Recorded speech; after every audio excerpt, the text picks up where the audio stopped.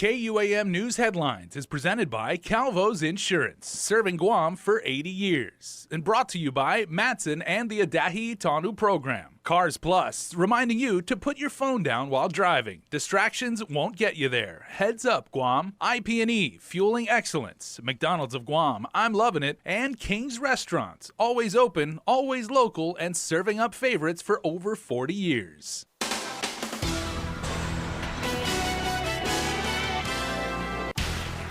Now on your primetime news, one of the men accused of aggravated assault in the Keith Castro homicide case appeared in court today. Plus, recurring water outages in certain parts of Barrigada leave residents frustrated. Nestor Lecanto has that story. And approximately 8,000 GovGuam retirees and their qualified survivors will get their COLA payments at the end of the week. Hafaday and good evening. Topping our news tonight, the man charged with aggravated assault in the Keith Castro homicide case appeared back in Superior Court today and has requested for his bail conditions to be modified. KUAM's Adriana Cotero reports. It was in July Keith Castro was allegedly beaten and fatally shot at a residence in Jigo. Defendant Tomas Taitano was indicted for allegedly beating Castro with a metal baton. Taitano has filed a motion requesting that his bail condition be modified and allow him to be released with third-party custodians. Court documents state, quote, the defendant does not have the resources to post the cash bail, but has members of the community who will serve as third-party custodians who can help ensure the safety of the community, end quote.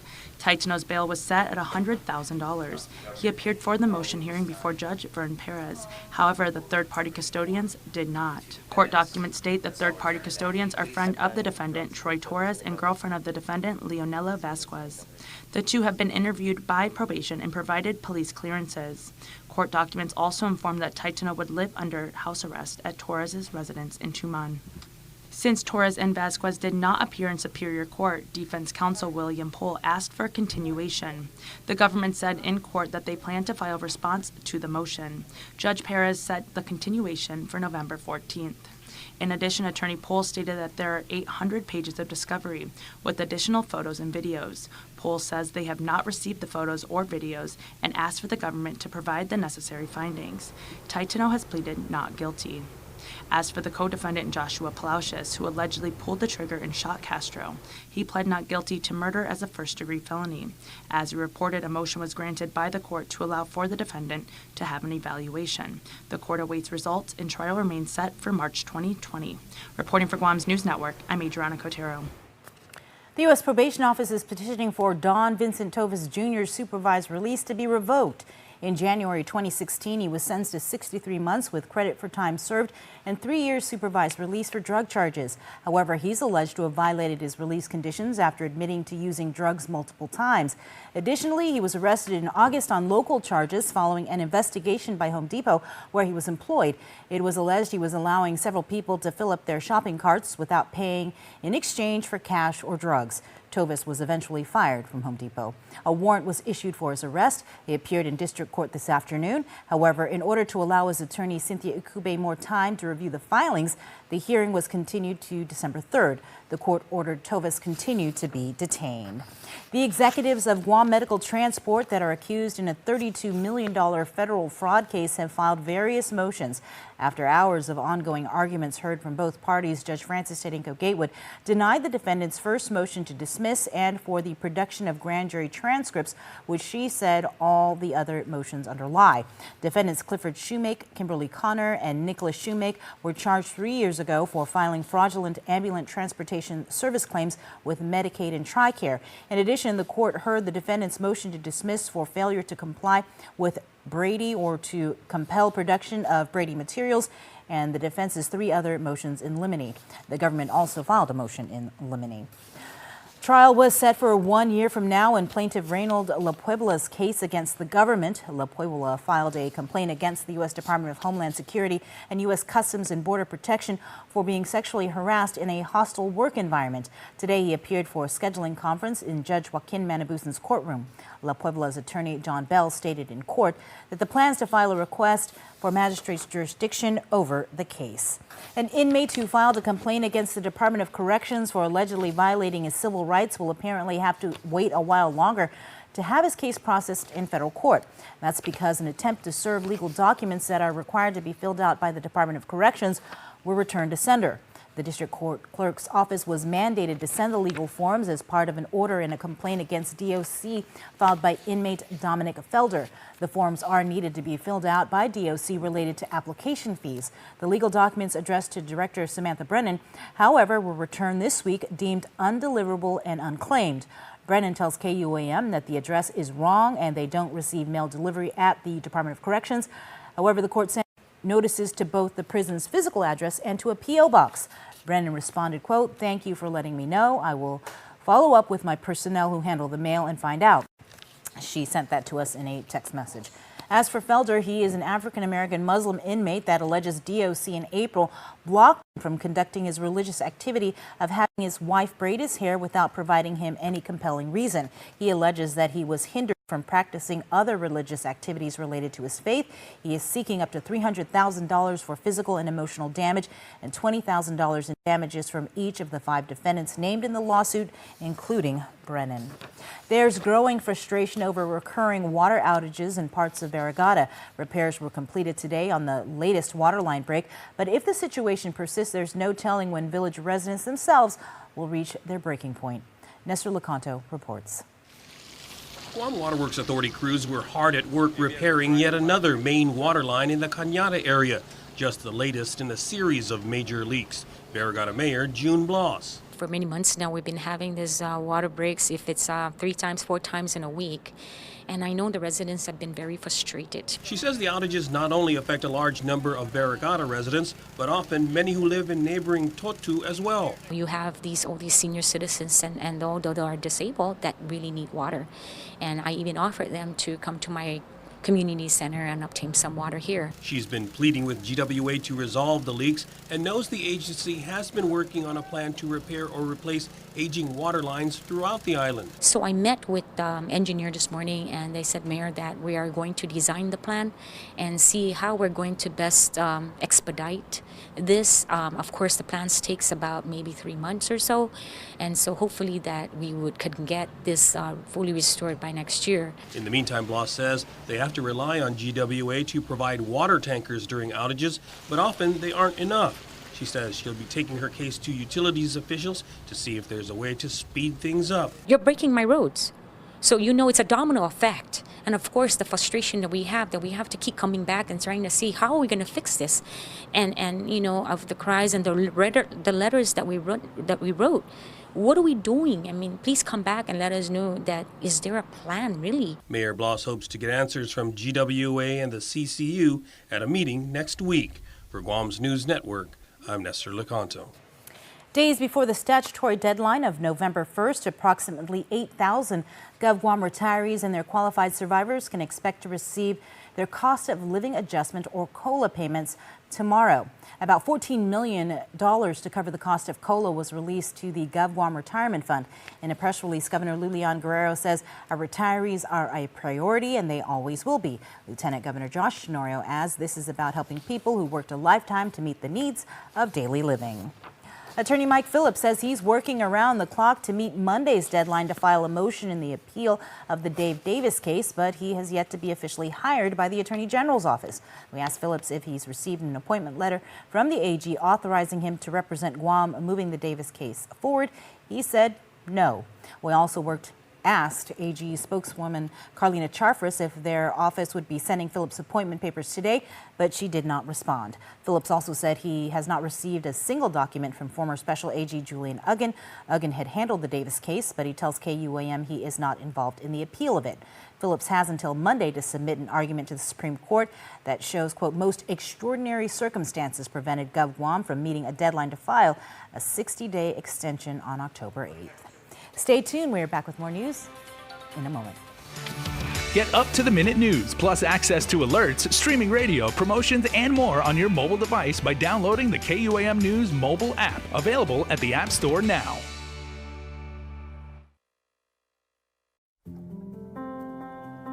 Matson is in this community. We've been in this community for decades. We're gonna be in this community for decades to come.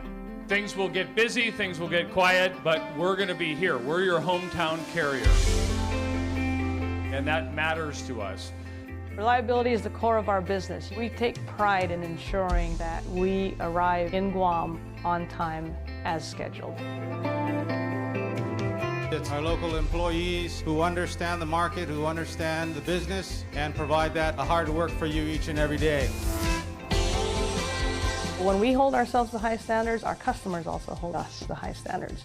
We establish good business relationships that turn into friendships.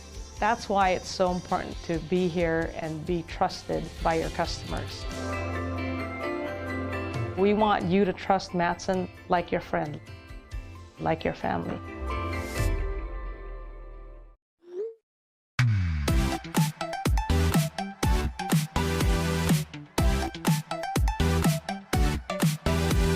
Half the day, I'm in the club.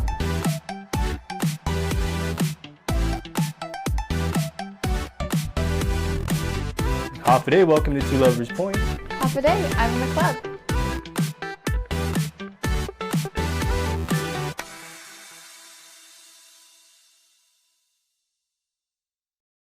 Now there's a technology that's lighting the way to a new mortgage for people all across Guam. Introducing Simplify Mortgage by Bank of Hawaii, Hawaii's leading lender. Simplify Mortgage by Bank of Hawaii lets you apply for a home loan anytime from any device, making the mortgage and refi process faster and easier. Or work hand in hand with one of our residential loan experts. So put the power of choice and control in your hands. Simplify Mortgage by Bank of Hawaii. Welcome to tomorrow. Ladies and gentlemen, children of all ages, the circus is coming. The Super American Circus is coming to Guam. UOG Calvo Fieldhouse, Friday, Saturday, and Sunday, November 8th, 9th, and 10th. Starring Guinness World Record holder Blake Wallenda, the greatest high wire walker on the planet. The incredible Mario Espana on the Wheel of Danger. Aerialists, balancers, jugglers, dancers, fire eaters, acrobats, hilarious clowns, and stars from America's Got Talent. Witness Superheroes Live, an amazing cast of performers from around the world. Come on, come all to the Super American Circus. 3 days only, Friday, Saturday, and Sunday, November 8th, 9th, and 10th. To purchase tickets, visit superamericancircus.com and like our Facebook page for a chance to win tickets. Special thanks to Burger King. It's a special delivery to your inbox every week with your KUAM News Roundup, program advisories, and promotions. Sign up for the weekly KUAM Digital Digest today on KUAM.com. Welcome back. Students at Untalan Middle School had lunch with law enforcement today as part of Safe Schools Week. Chris Barnett has more. The men and women in blue breaking bread with boys and girls at Untalan Middle School to help celebrate Safe Schools Week. Guam Police Department spokesman Sergeant Paul Tapau tells KUAM News outreach opportunities like this are good for cops and community. Having lunch with the kids is a great way to establish dialogue and to find out what really is going on with the school, so we can actually provide the mentorship, intervention, or provide the guidance for them. Safe Schools Week celebrated nationally. Its aim is to draw attention to the problem of school violence and educate people about how to make schools safer and more secure. Untalan 8th grader Ethan Milan was one of several students holding court with Officer Michael Wynn. It's pretty cool, you get to see them here and talking to all the kids about some stuff, and asking them questions about how to make them feel safer in the school. Studies show law enforcement outreach conducted with communities helps foster trust and better relationships between police and the members of the public they serve.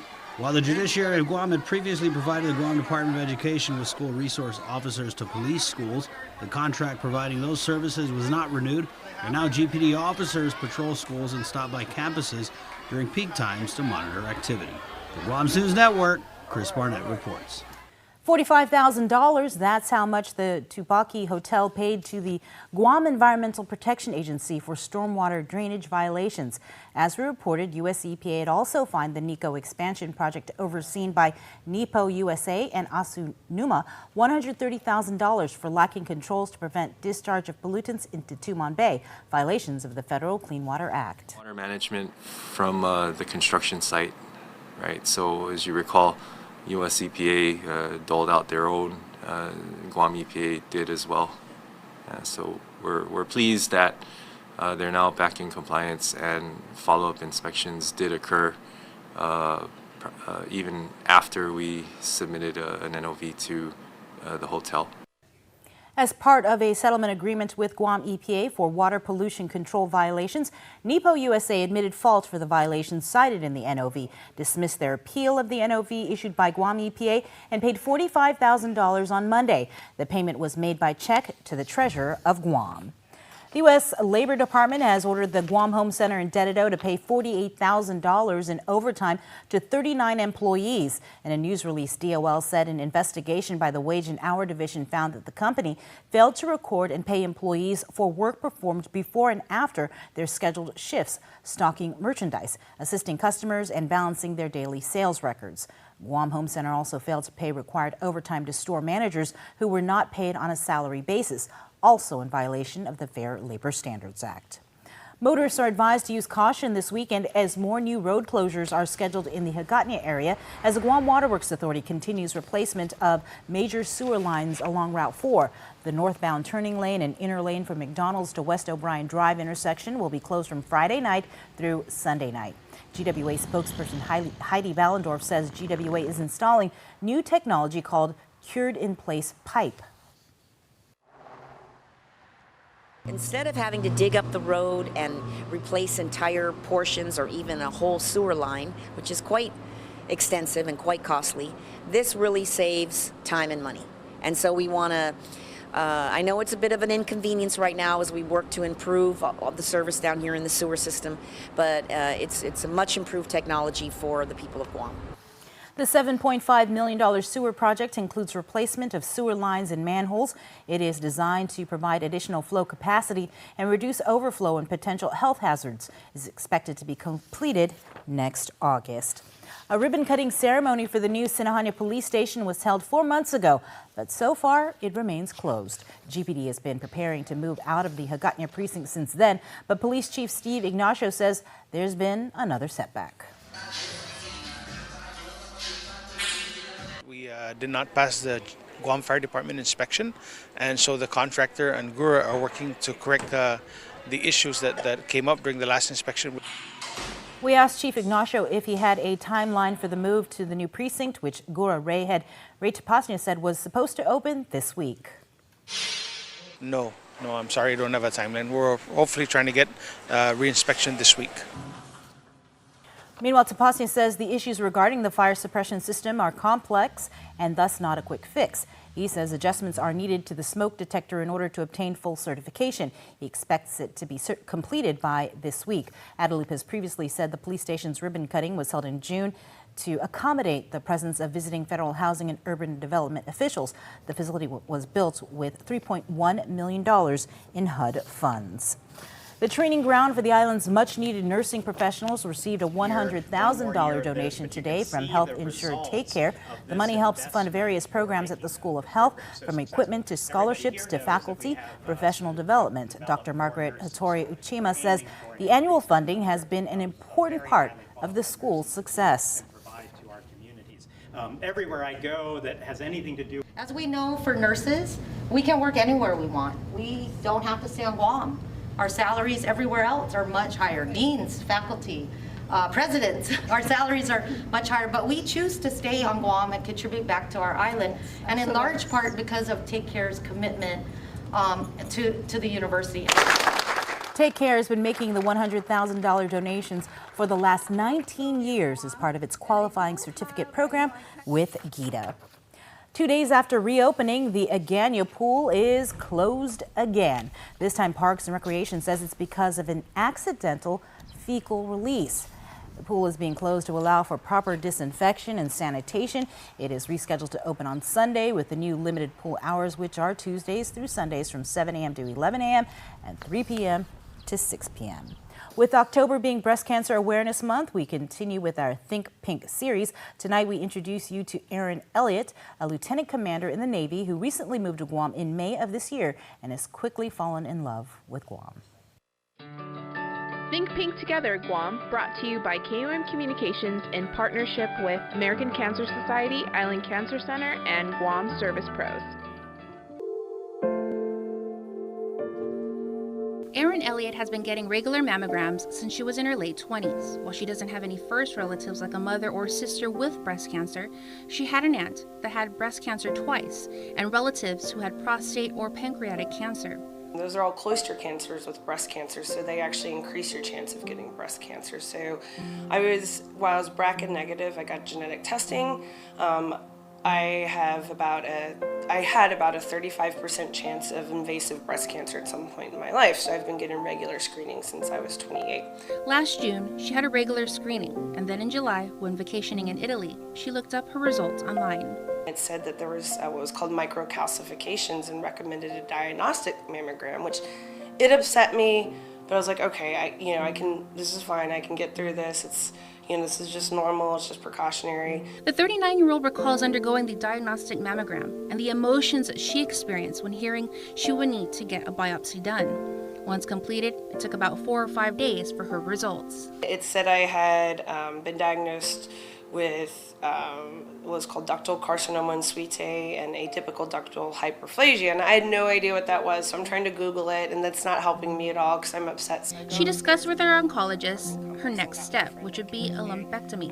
However, Elliot would have to wait close to 2 months because, as a result of her biopsy, she had a really bad hematoma that needed to heal before proceeding. That was very difficult for me. Like, I just wanted it out. I'm like, whatever it is, I just want it gone right now. I don't want to wait. But the doctors wanted to wait since this bruise was so bad. So that was probably one of the most difficult times, was just having this anxiety of like, okay, is it going to be the lumpectomy and then I'm good, or I'm like, is it going to be invasive and I have to get like a double mastectomy or something? So I had to wait, and so September 28th of last year is when I had the lumpectomy. They were able to remove everything, and there were clear margins. She didn't need to do any more surgeries. Afterwards, she would meet with her oncologist. We decided what we were going to do is it's called preventative chemotherapy regimen, and it's a 5-year medicine I take called tamoxifen, and it helps lower your risk of estrogen-positive breast cancer in the future. Along with monthly self-exams and annual mammograms, Elliot cannot stress the importance of knowing your family medical history. Did they ever have any type of cancers or high blood pressure or anything like that? And what I've done is I have a notebook where I have everything written down, because every time I go to the doctor, they're like, oh, what's your family history? And so it's a lot of stuff you have to remember. So I have it all written down, so when I go, it's easy for me to give them, because something that your grandparents experienced 40 years ago could play a significant role into your chances of breast cancer or other cancers.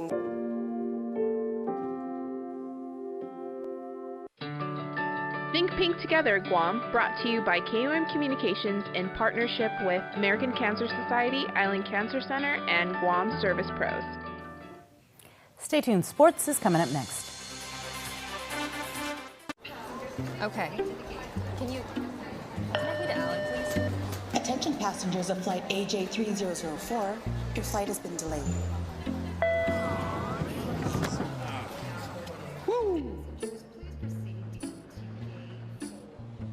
It's the flavor that makes you go, woo.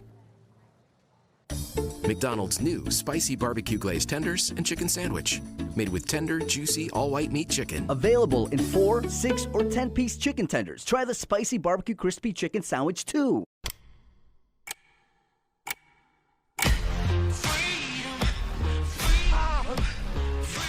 Absolute power. It's only just begun.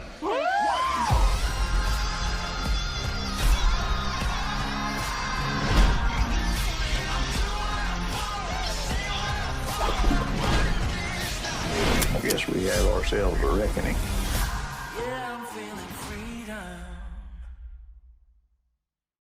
Hi, I'm Normani Corday, and my mom is a breast cancer survivor. You can increase your chances of finding breast cancer early when it's easier to treat by getting your regular mammograms. So please talk to your doctor today and see if you're due for your mammogram. Early detection through regular mammograms can save lives like my mom. Learn more from the American Cancer Society at cancer.org/breast cancer screening or call 1-800-227-2345. At Island Cancer Center, we treat our patients and their families like our family. We have all been touched by cancer, and it is important to feel comfortable and secure under the care of our health professionals.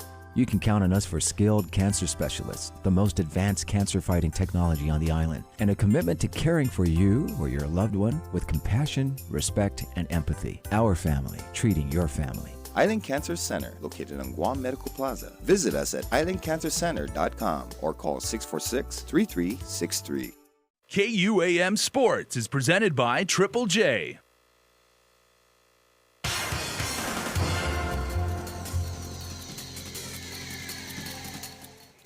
What's up, Guam? Dave Delgado here for KUAM Sports. Thanks for watching. Tonight on the show, we're going to take a look at your Gatorade Game Changer. Check it out.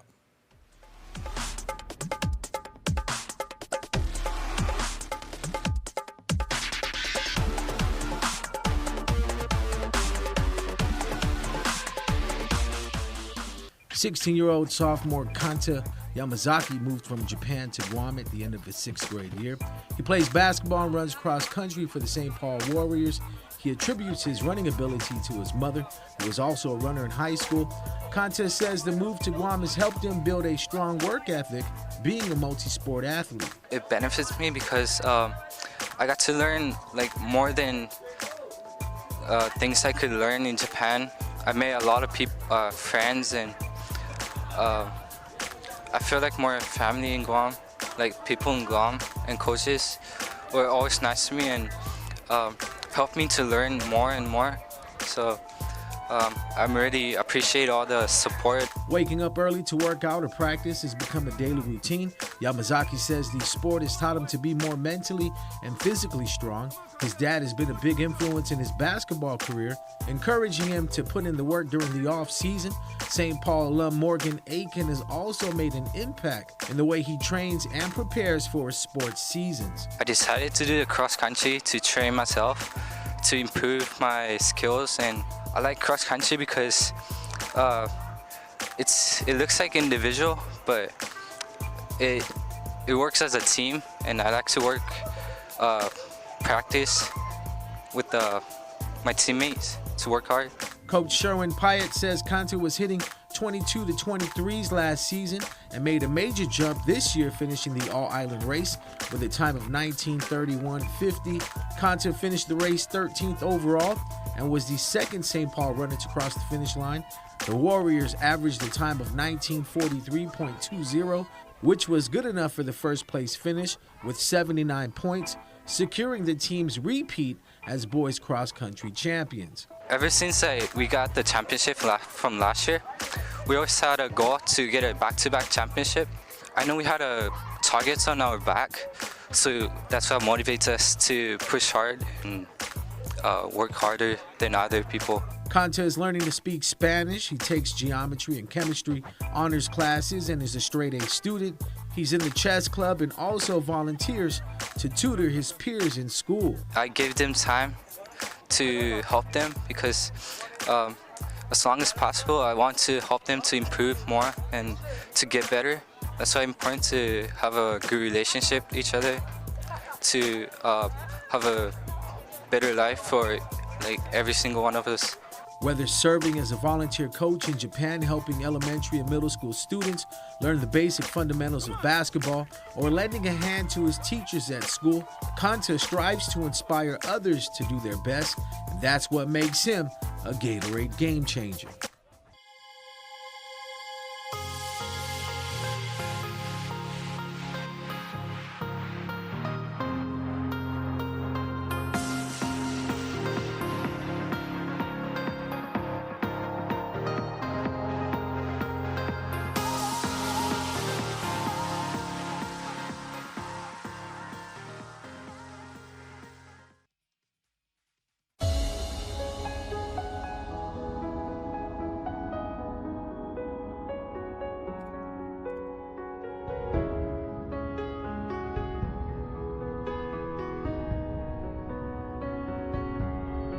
It is the spirit within us, our soul, our essence that drives us to seek a better way, to create beauty and enrich the senses, to inspire fulfilling lives, to be at one with our earth and protect those who we love.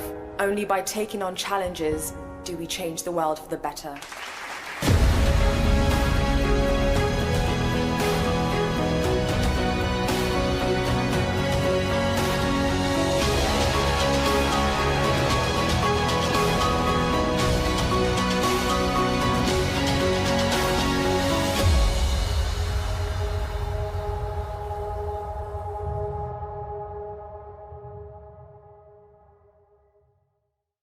Guam's auto appearance specialist, Elegant Reflections, has been providing the automotive industry with professional detailing and car care products at its highest quality, from complete detailing, full interior detailing, exterior detailing, headlamp restoration, hand washing, seat and carpet shampoo, engine degreasing, undercarriage cleaning, paint sealant, fabric protection, paint oxidation removal, and so much more. Visit us at our new location. Call 646-5555 for an appointment. Elegant Reflections, Guam's auto appearance specialist. Over 20 years of experience.